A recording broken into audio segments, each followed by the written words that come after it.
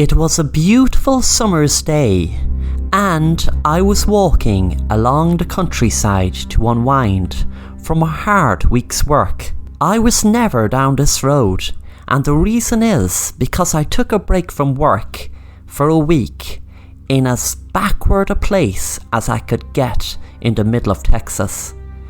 This was my first day here, and I must admit the scenery is beautiful. I came across a farm, and suddenly, breaking the peaceful tranquility of the countryside atmosphere, I heard a screech. I wondered, what could it have been? So I investigated.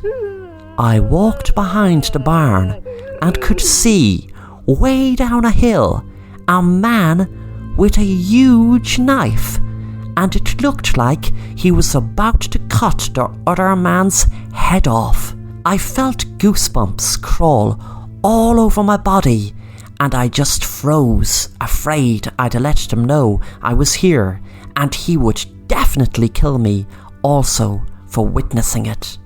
I hid behind the barn, then took another peek down the hill to see were they still there. Then I ran as fast as I could. About an hour later, I found a local police station and explained it to the sheriff. He said he would drive out there right away, and he took my number and he said he would keep me updated. The weird thing was, the sheriff told me he went down to the place I mentioned, but there was no barn and no farm, but just overgrown fields. I couldn't understand what was happening and pleaded with him to drive me down to where I saw it. I was dumbfounded when we got there, as it was just how the sheriff said. There was no barn, but just overgrown fields. The sheriff asked me, was I on something, or had I the wrong place? But I knew I hadn't the wrong place. The question was, how and why was it so different? I went back to my motel a few hours later and lied on my bed pondering what was wrong. I tried to come up with some explanation but failed miserably. I got up and switched on the TV, and suddenly numbers popped up on the screen. 120-618-19. I wondered what they popped up for, and had a strange feeling to write them down. I tried to get some sleep then, but was woken by a sound outside the motel. There was an envelope down on the ground. I picked it up, wondering what it was. Wondering, was it for me? There was a receipt for a knife. I thought it very strange, and wondered, was someone playing some kind of sick trick on me? But then my eyes caught something very, very strange. On the paper, I saw the receipt's order number. Looked very familiar. So I took out the piece of paper I had wrote the numbers on that were written on the TV. Sure enough, the numbers matched the receipt's order number, which was 120-618-19.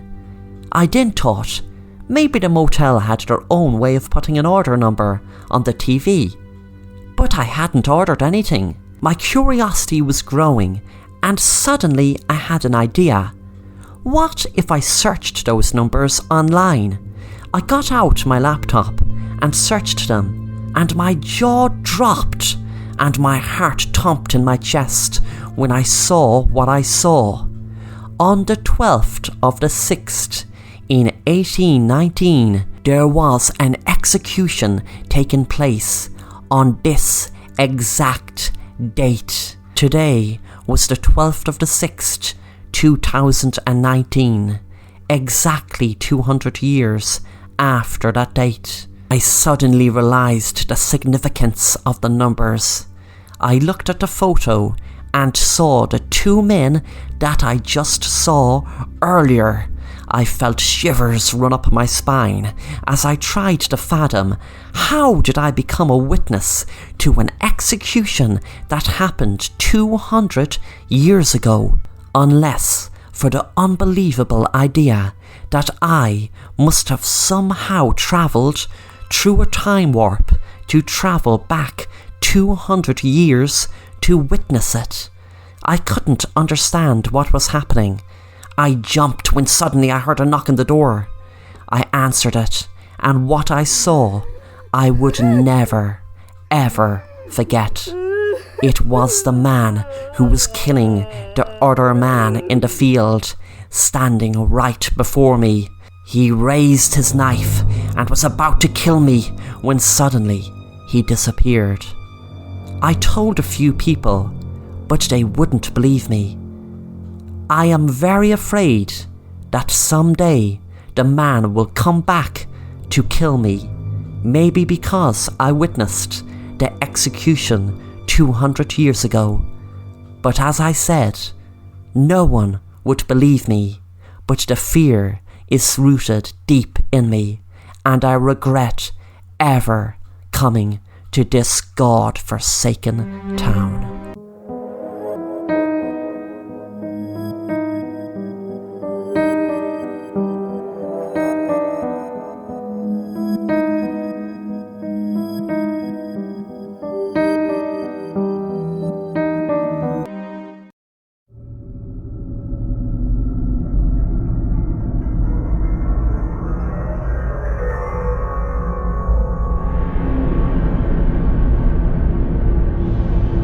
My cousin would always tell us a creepy story that happened to him when he was 9.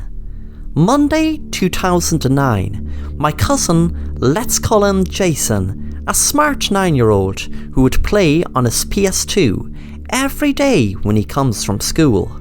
On Monday 2009, he received an iPhone. The next day, he took it to school to show it off to his classmates. One day, while he was texting one of his friends, he received a message from an unknown number. The text was 666, and it had a really creepy image of what looked like a demon. He thought it was some troll messing with him, so he ignored it. But the next day at night, he received the same message and picture. He was freaked out. A few minutes later, the same unknown number called him. All he could hear was someone whispering an address.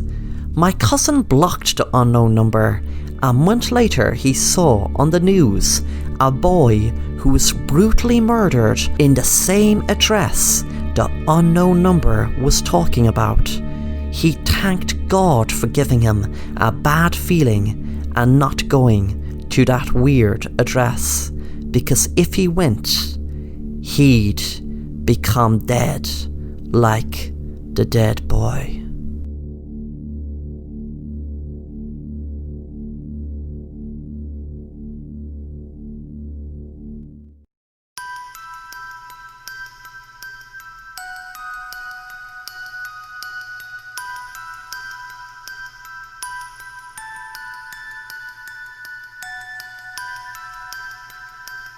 I was working at my local pizza place when a delivery order came in from a person with a familiar name.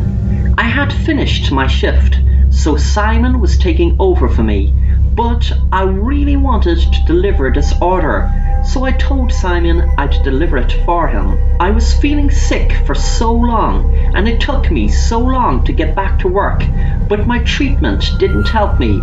It just made things worse. A while later, I knocked on the door with the pizza, and I wanted to see for certain is it the guy I thought it was. I was right, it was.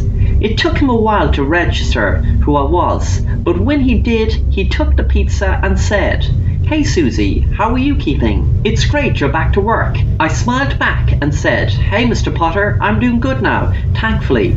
He handed me $20 and I was giving him the change of $5, but he said, "Keep the change." The door shut and I walked back to the car. Mr. Potter sat down to eat his pizza and felt hungry after a long hard day's work, when suddenly the light went out. He said damn and wondered where his flashlight was. Mr. Potter walked into his room to fetch it when someone came up behind him and stuck a needle in his neck and he collapsed. He didn't know how long he was out, but when he came around, he was sitting on a chair with loads of electric wires around him, and there was a flashlight blinding his eyes. Susie was staring right at him. "You sure loved to use electricity on me, didn't you?"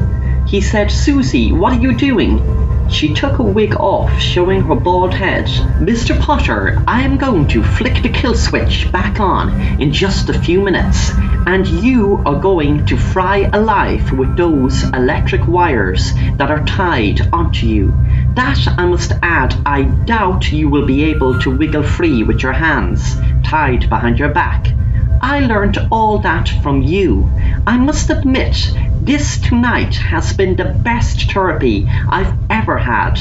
He started screaming as I walked down to the basement and flicked the kill switch to on. I could hear buzzing and the screaming stopped.